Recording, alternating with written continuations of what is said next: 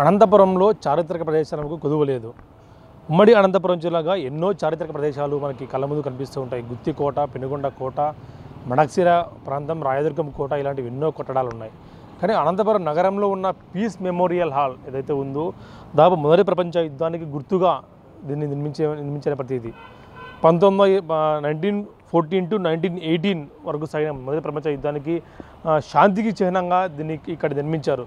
చూస్తూ ఉన్నాం. ఏదైతే అప్పటి శిలాఫలకాన్ని కూడా మనం చూస్తూ ఉన్నాం.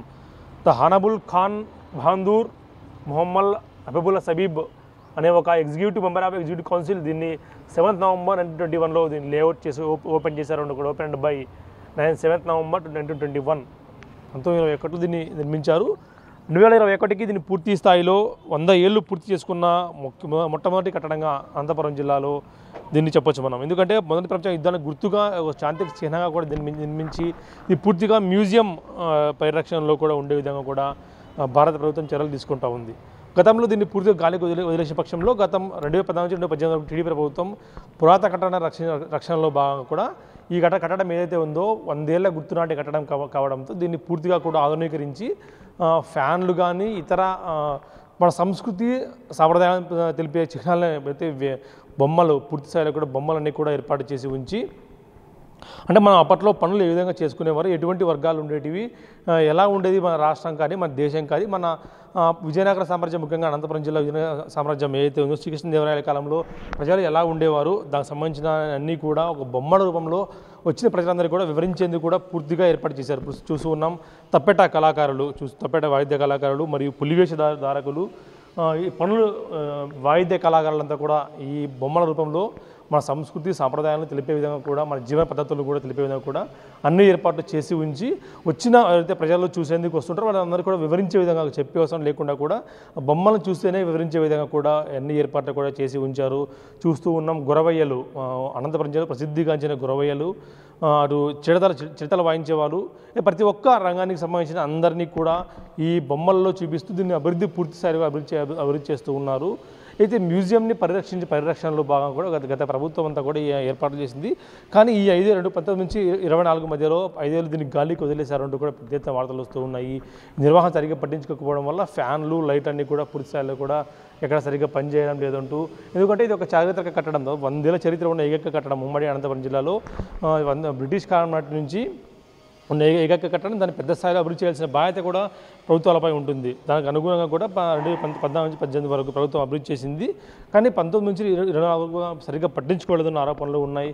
అయితే మనం అప్పట్లో ఉపయోగించిన పరికరాలన్నీ కూడా నీటి తొట్టె, రాతి నీటి తొట్టెతో సహా అని ప్రతి ఒక్కటి కూడా ఇక్కడ ప్రదర్శనకు కూడా ఉంచిన చూస్తూ ఉన్నాం. దాంతోపాటు అయితే ధాన్యం నూర్పిడి గుండు చూస్తూ ఉన్నాం. పెద్ద ఎత్తున మనము ఇప్పటి తరానికి తెలియకపోవచ్చు. ధాన్యం నూర్పిడి గుండు మనకేమైనా ప్రసాద్ మనకు స్పష్టంగా చూపిస్తున్నాడు. ఈ ధాన్యం నూర్పిడి గుండుతో ధాన్యాన్ని ఏదో వడ్లు, గోధుమలు అన్నీ కూడా దీంతోనే చేసేవాళ్ళు అంటూ కూడా చూపించి ఉన్నారు. రోకలి చూస్తున్నాం. ఇక్కడంతా కూడా రోకలి కూడా ఇక్కడే వాళ్ళు ప్రదర్శన కూడా ఉంచారు. వీటితో ఎలాగా ప్రజలకు ఉపయోగపడే తినుబండాలు కానీ లేదా ఇతరులు కూడా చేసుకోవడము, లేదా అప్పట్లో ఉపయోగించేందుకు కసరత్తులు చేసుకునేందుకు గుండు, పురాతన కసరత్తు గుండు చూస్తూ ఉన్నాం. ఇదంతా కూడా ప్రదర్శనకు ఉంచి ఈ మ్యూజియంలోకి వచ్చిన వాళ్ళకు చెప్పే గైడ్ కూడా అవసరం లేకుండా వారే తెలుసుకునేందుకు కూడా అన్ని ఏర్పాట్లు చేసి ఉంచారు. దాదాపు చూస్తూ ఉన్నాం. మన అనంతపురం జిల్లాలో కూడా ప్రముఖమైనవన్నీ కూడా ఇక్కడే ఏర్పాటు చేసి ఉంచి రాజతోరణాలు అప్పట్లో ఎలా ఉండేటివి అన్నది కూడా తెలిసే విధంగా కూడా అన్ని ఏర్పాట్లు చేసి ఉంచి దీన్ని పరిరక్షించిన బాధ్యత కూడా ప్రభుత్వంపై ఉంది. కాబట్టి ఖచ్చితంగా దీన్ని మరింత పరిరక్షించి అనంతపురం జిల్లా చరిత్రను నలుమూలలా వ్యాపించి చేసే విధంగా కూడా చర్యలు తీసుకోవాలంటే కూడా కొంత అభిమానులు, పురాతన శాస్త్రవేత్త అభిమానులు కూడా ఆర్కియాలజీ డిపార్ట్మెంట్ని కోరుతున్న పరిస్థితి నెలకొంది. మ్యూజియంను మరింత అభివృద్ధి పరిస్థితి చూసేందుకు కూడా ఎక్కువ సంఖ్యలో వచ్చి అప్పట్లో బీరవాళ్ళు ఎలా ఉండేటివి చూస్తున్నాం మనం. అప్పట్లో బీరవాళ్ళు పెద్ద ఎత్తున పురాతన బీరవాళ్ళు ఎలా ఉండేటివి, దానికి సంబంధించిన భద్రత ఏ విధంగా ఉండేదంతా కూడా పెద్ద ఎత్తునంతా కూడా ఇక్కడ చూపించి కార్యక్రమం చేస్తున్నారు. దీన్ని మరింత అభివృద్ధి చేస్తే మాత్రం ఖచ్చితంగా ప్రజలంతా కూడా దీన్ని చూసేందుకు వచ్చి వారి చరిత్రను, సంస్కృతిని, సంప్రదాయాలను తెలుసుకునేందుకు కూడా దోహదపడుతుంట అని విశాఖ చెప్తున్న పరిస్థితి నెలకొంది. అనంతపురంలోని పీస్ మెమోరియల్ హాల్ గురించి మనతో మాట్లాడేందుకు SSBN college retired principal Ramesh Narayana గారు ఉన్నారు.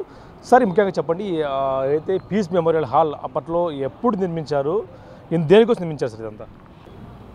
ఆంధ్రప్రదేశ్ రాష్ట్రంలో రాయలసీమ జిల్లాల్లో ఒక అద్భుతమైనటువంటి జిల్లాగాను, కరువు ప్రాంతానికి ప్రసిద్ధి చెందిన ఎన్నో గొప్ప చారిత్రక సాంస్కృతిక కట్టడాలకు నిలయంగాను ఉండేటువంటి జిల్లా కేంద్ర పట్టణం అనంతపురం అని ప్రతి ఒక్కరూ మనం సగర్వంగా చెప్పుకోవచ్చు. స్వాతంత్రోద్యమ కాలంలోనూ అంతకుముందు ఈస్ట్ ఇండియా కంపెనీ వారు పరిపాలించేటువంటి 1800 సంవత్సరం మొదలుకొని ఈనాడు 2024 అంటే దాదాపు 424 సంవత్సరాల చరిత్రలో అద్భుతమైనటువంటి చారిత్రక కట్టడాల్లో 100 సంవత్సరాలు పైబడినటువంటి వాటిలో పీస్ మెమోరియల్ హాలు ఒకటి.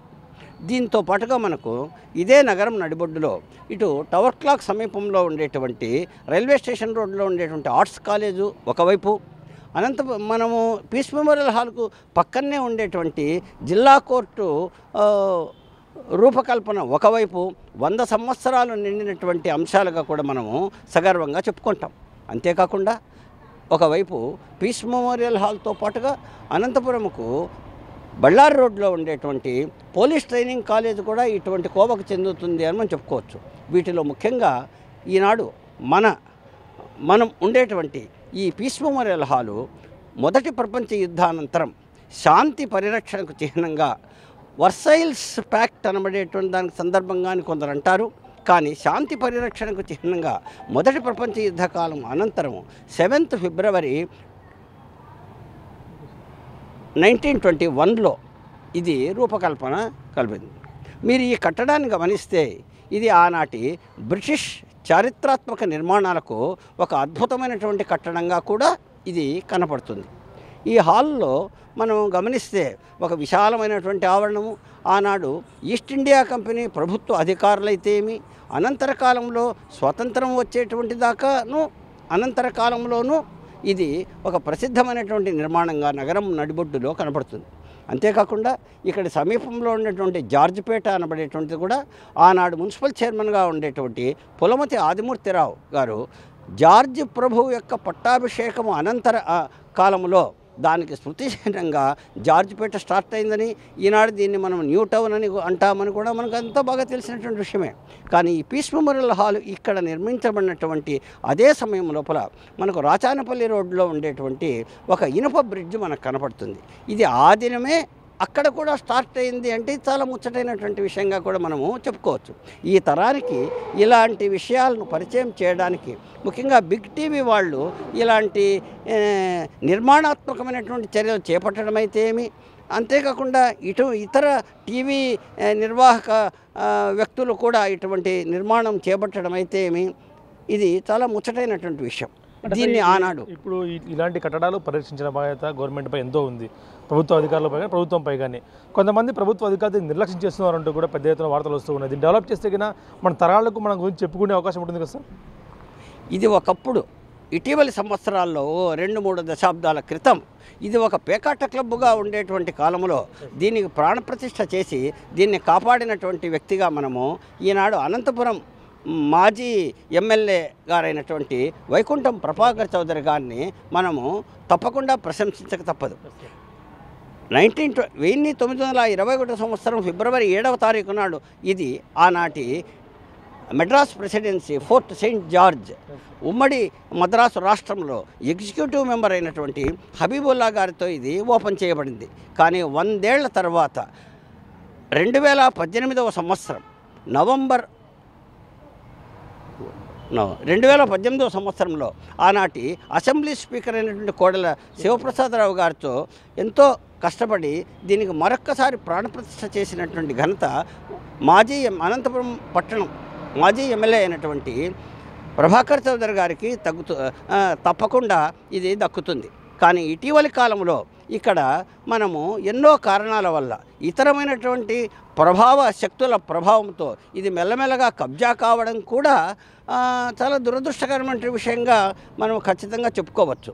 దీనికి ఈనాడు ఎన్టీఆర్ మ్యూజియం అనే పేరుతో ఇక్కడ ఉండేటువంటి మనం లోపల చూస్తే ఇక్కడ అద్భుతమైనటువంటి సాంస్కృతిక చారిత్రక కళాఖండాలు రాతి శిల్పాలు కూడా మనకి ఇక్కడ కనబడతాయి. ఆర్కియాలజీ డిపార్ట్మెంట్ వాళ్ళు, మ్యూజియం డైరెక్టర్ అయినటువంటి వాళ్ళు ఇక్కడ దాన్ని పరిరక్షణ కోసము ఎంతో కృషి చేస్తూ ఉన్నారు. అంతేకాకుండా ఇక్కడ ఒక టెన్నిస్ కోర్టు కూడా పక్కగా ఉండడము, అంత విశాలమైనటువంటి ఆవరణము ఉండడము, ఇది సాంస్కృతిక కార్యక్రమాలకైతేమి, చారిత్రక కట్టడాల పునరుజ్జీవనకు ఒక ప్రతీకగా అయితేమి మనం అనంతపురంలో ఈ కట్టడాన్ని తప్పకుండా సగర్వంగా చెప్పుకోవచ్చు. ఇంతటి ఘన చరిత్ర ఉన్న ఈ పీస్ మెమోరియల్ హాల్ని ఒక మ్యూజియంగా మార్చి ప్రజలందరికీ సందర్శనార్థంగా ఉపయోగపడే తీర్చిదిద్దాలని కోరుతున్నారు అనంతపురం నగర ప్రజలు. Video Prasad big TV Anantapuram నుంచి.